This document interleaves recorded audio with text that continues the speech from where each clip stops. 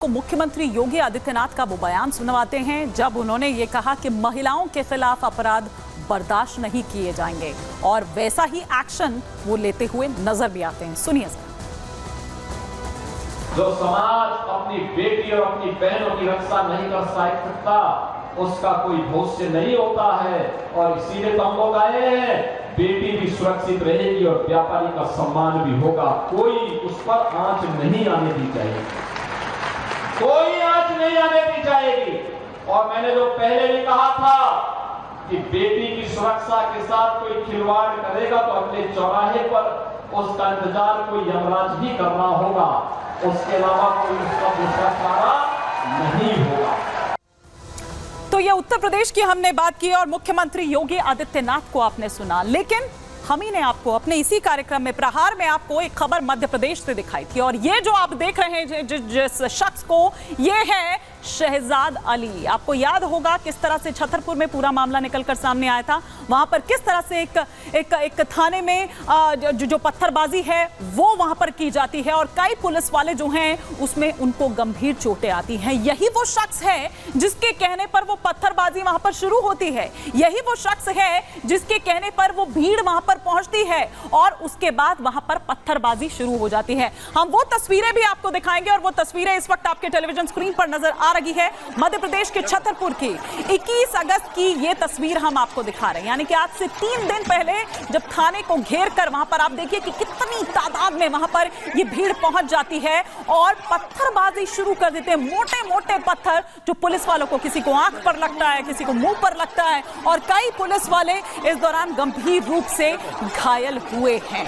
और फिर उसके बाद किस तरह का एक्शन होता है वो भी हम आपको दिखाएंगे, लेकिन क्या तस्वीर थी उस वक्त वो हमने आपको दिखाई और उसके बाद किस तरह का एक्शन होता है ये मोहन सरकार का कोतवाली पर अगर आपने पथराव किया, पत्थरबाजी की, तो फिर उसके बाद शहजाद अली की जो संपत्ति है उस पर चलता है बुलडोजर। ये पूरा जो घर है उसका, पूरी जो इमारत और वहां पर जो भी पूरी संपत्ति आप देख रहे हैं, ये पूरा जमीन दोज कर दिया जाता है। 20 करोड़ का ये घर जितना आलीशान है उसकी कीमत भी आप सुन लीजिए। 20 करोड़ का ये घर जिसकी लागत थी और ये आलीशान घर जमीन दोज कर दिया जाता है, क्योंकि अपराध अगर आप करेंगे तो आप बख्शे नहीं जाएंगे।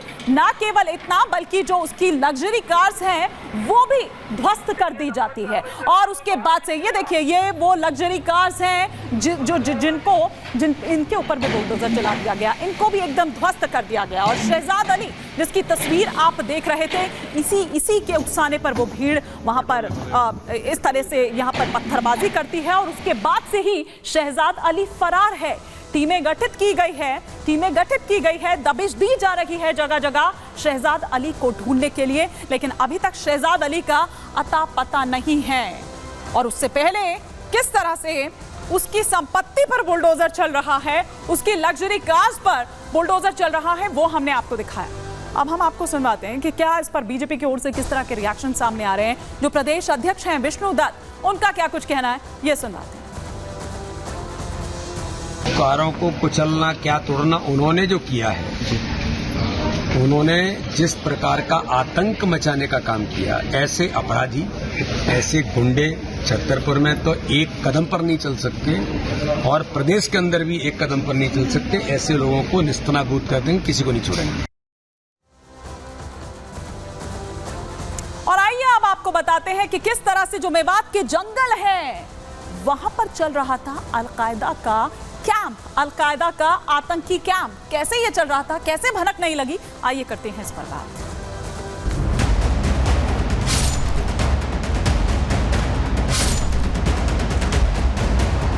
अलकायदा के 6 संदिग्ध आतंकी राजस्थान के जिस जंगल में छुपे हुए थे और ट्रेनिंग कैंप बनाने के फिराक में थे, और रिपब्लिक भारत पहला ऐसा चैनल है जो आपको उस लोकेशन पे लेके पहुंचा।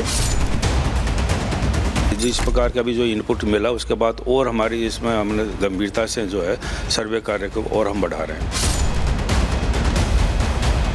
यहाँ से उन्होंने डमी AK-47 जहाँ चलाना सिखाया जाता था, किस तरीके से ट्रेनिंग लेनी है, ये सुनिश्चित करने के लिए वो जगह थी।